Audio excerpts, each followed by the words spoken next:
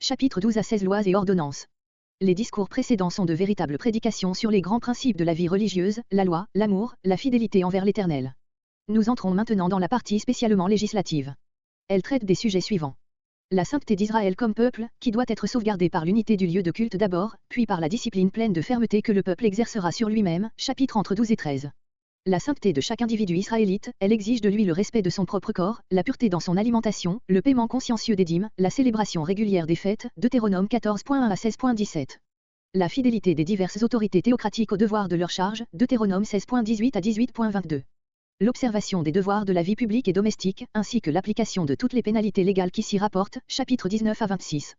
Dieu promet de désigner un lieu où doit être établi pour toujours le sanctuaire unique dans lequel il veut être adoré. Aussi longtemps qu'Israël avait été un peuple de pèlerins, il avait porté avec lui d'un lieu à l'autre le sanctuaire dressé à Sinaï. Il était naturel qu'au moment où il allait posséder une demeure fixe, le législateur lui annonça le choix d'un lieu où serait également fixé ce sanctuaire. Ce n'est donc pas de l'érection d'un sanctuaire central unique que s'occupe le passage suivant, il existait déjà par la construction même du tabernacle, mais du choix futur de la localité où ce sanctuaire national sera dressé et où le Seigneur aura sa demeure fixe en Israël, comme chaque Israélite doit désormais avoir la sienne. À l'époque patriarcale, aucune concentration du culte en un lieu déterminé ne pouvait encore avoir lieu. Là où Abraham, Isaac, Jacob recevaient une manifestation divine, à Bethel, Manré, Beer-Séba, etc., ils élevaient un autel, sacrifiaient et adoraient. À la suite de la sortie d'Égypte, qui avait été le signal de la transformation de la famille sainte en peuple élu, Exode 19.5-6, se fit sentir le besoin d'un sanctuaire central, symbole de l'unité nationale et religieuse d'Israël et moyen de sauvegarder l'unité de son Dieu.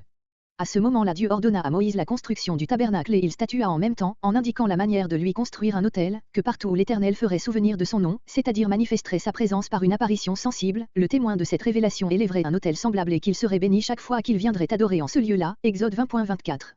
Ainsi, tout en instituant le grand sanctuaire national où chaque Israélite devait accomplir ses obligations légales et célébrer les fêtes annuelles, la loi de Sinaï autorisait une certaine multiplicité de lieux de culte et maintenait par là quelque chose de l'ancienne liberté patriarcale.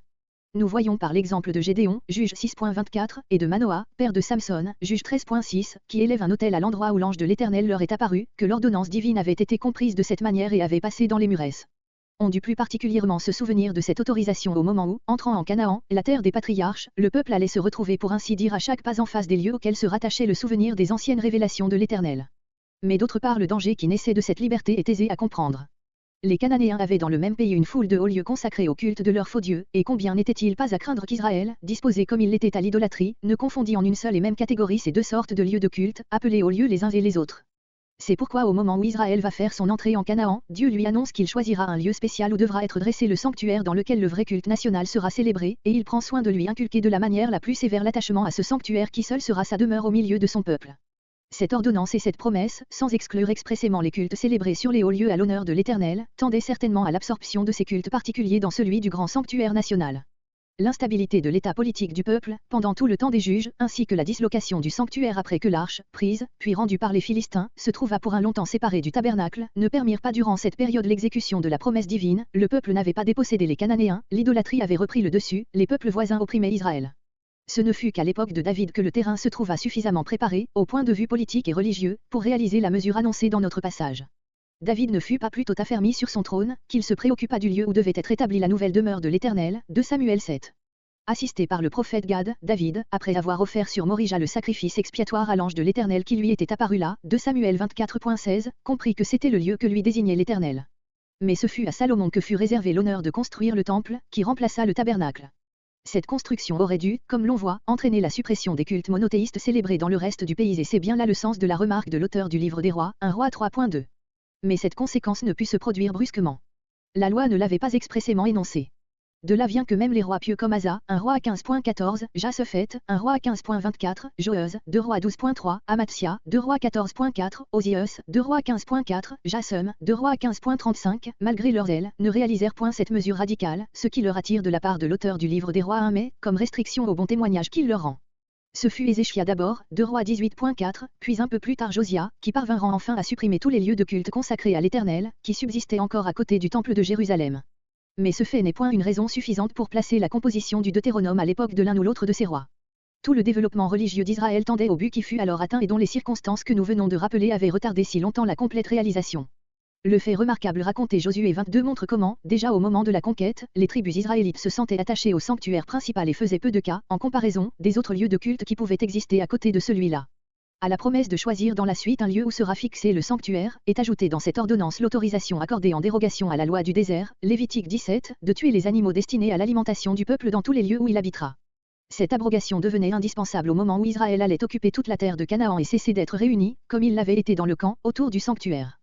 Le contraste entre ces deux lois peut donc servir à fixer l'époque de l'une et de l'autre, puisqu'il s'explique par le changement historique qui s'est produit dans la situation du peuple, à moins que l'on ne veuille admettre que bien des siècles après que le peuple tuait et mangeait sans scrupule les animaux de boucherie dans toute la terre de Canaan, l'auteur du Deutéronome ait trouvé utile de mettre dans la bouche du législateur l'autorisation d'en user de la sorte. Mais dans ce cas il reste à expliquer comment, bien des siècles après le temps de Moïse, l'auteur du code sacerdotal a pu trouver bon de mettre dans la bouche du législateur l'interdiction contraire, Lévitique 17, qui n'était applicable qu'au voyage dans le désert. Verset 1. Verset 1 à 3. Introduction générale, en rapport non seulement avec la promesse qui va suivre, mais aussi avec toutes les lois données jusqu'au chapitre 26, comparez Deutéronome 4.1 et Deutéronome 6.4. Aussi longtemps que. Voir à Deutéronome 11.21. Verset 2. Vous détruirez.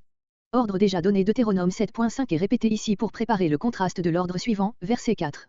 Haute montagne. C'est une tendance naturelle, qui se retrouve chez tous les peuples anciens et modernes, de rechercher comme lieu de culte les endroits les plus rapprochés du ciel. Sous tout arbre vert, soit parce que ces arbres offraient un ombrage agréable particulièrement en Orient, soit parce qu'ils favorisaient les mystères impurs. En fait d'arbres verts on choisissait de préférence le chêne, le peuplier, le térébinthe, voire Osée 4.13 et Ésaïe 1.29, note. Ces usages païens persistèrent en Israël et furent souvent condamnés par les prophètes, Ésaïe 57.7, Jérémie 2.20, Jérémie 3.6, 2 Rois 16.4. Verset 3. Leur nom. Les lieux de culte païens empruntaient leur nom aux divinités qui y étaient adorées, ces noms eux-mêmes doivent disparaître, voir nombre 32.37, note. Verset 4. Verset 4 à 14 la promesse. Vous ne ferez pas ainsi, vous n'établirez pas des lieux de culte à l'Éternel partout où il vous plaira. Verset 5. Mais le lieu que l'Éternel choisira. Au sein du peuple de Dieu, c'est Dieu qui a le droit de désigner le lieu où il veut répondre à l'adoration des fidèles.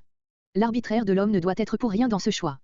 On a attribué à ce passage l'intention de combattre le culte établi par Jéroboam dans le royaume des 10 tribus et de relever, en opposition, celui qui se célébrait à Jérusalem. Mais il n'y a pas le moindre indice d'une allusion positive à Jérusalem. Il s'agit du lieu quel qu'il soit que Dieu choisira. Pour y mettre son nom, y manifester sa personne et sa présence, voir Exode 20.24, Exode 23.21, note. Verset 6. Vous amènerez là. Cet ordre d'amener, de tous les lieux où ils seront établis en Canaan, leurs offrandes dans un sanctuaire central s'explique si l'on se rappelle que les Israélites n'avaient à franchir pour y arriver qu'une distance de 3 jours au plus et qu'ils pouvaient différer jusqu'à l'une des grandes fêtes de s'acquitter de leurs obligations rituelles.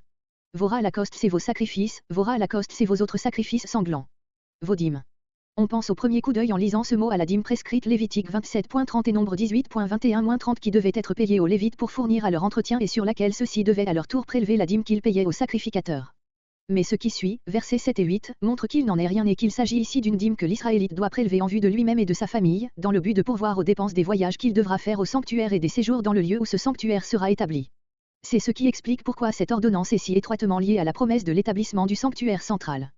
Comparez le développement de cette même ordonnance Deutéronome 14.22. Il ne saurait y avoir aucun rapport entre cette dîme consommée par l'Israélite lui-même et sa famille et celle qu'il devait payer aux Lévites pour leur entretien et pour celui des sacrificateurs. Voir encore à Deutéronome 14.28 et Deutéronome 26.12. Vos vues et vos offrandes volontaires. Voir Lévitique 7.16, note. Les offrandes volontaires sont souvent mentionnées en même temps que les sacrifices par lesquels l'Israélite s'acquittait d'un vu, Lévitique 22.21, Lévitique 23.38, Nombre 15.3 etc. Les premiers-nés. Voir Exode 13.12 et Nombre 18.15, note. Verset 7. Et vous mangerez là, des sacrifices dont il est permis de manger une partie. Le point essentiel, dans cette ordonnance, c'est que ces joyeux banquets de sacrifices soient célébrés uniquement dans le sanctuaire, en présence de l'Éternel. Cela les empêchera de dégénérer en fêtes profanes, semblables aux repas de sacrifices païens, 1 Corinthiens 10.7-10, 1 Corinthiens 10.20-21. Verset 8.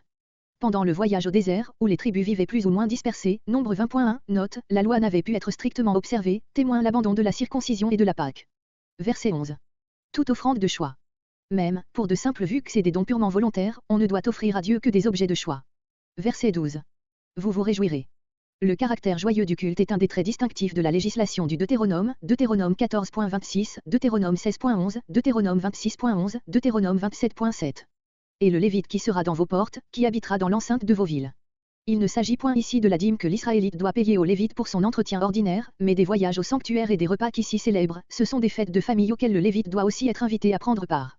C'est une affaire, non de justice, mais de bienveillance, comme pour les serviteurs et les servantes qui font partie de la maison. Il n'a pas reçu de portion. Comparez Deutéronome 10.9, Nombre 18.20-23. C'était bien peu de choses que les banlieues dont parle Nombre 35.3, c'était un terrain de pâture pour le bétail, plutôt que de culture. Ceci s'adresse avant tout aux habitants des 48 villes qui seront désignées pour l'habitation des Lévites, puis aussi à ceux des autres villes où par différentes raisons des Lévites pourront se fixer, voir Nombre 35.4, note. Verset 15. Versets 15 à 19. Permission de manger de la viande en tout lieu, pourvu que ce repas n'ait pas le caractère d'une fête religieuse. Mais tout ce qui est spécialement consacré à Dieu doit être consommé dans le lieu désigné par l'Éternel. Ce sont ici des repas ordinaires, dont on n'est pas exclu pour une souillure légale et que la défense lévitique 7.20 ne concerne pas. Pour la même raison il est permis de manger partout des animaux, tels que la gazelle et le cerf, qu'on ne peut offrir en sacrifice. Comparez Lévitique 17.3, note. Verset 16. La seule défense qui demeure absolument, est celle de manger du sang, voir à Lévitique 17.10-14. Vous le répandrez. Voir, Lévitique 17.13, note. Verset 20. Verset 20 à 28 valeur permanente de cette loi en cas d'agrandissement du territoire.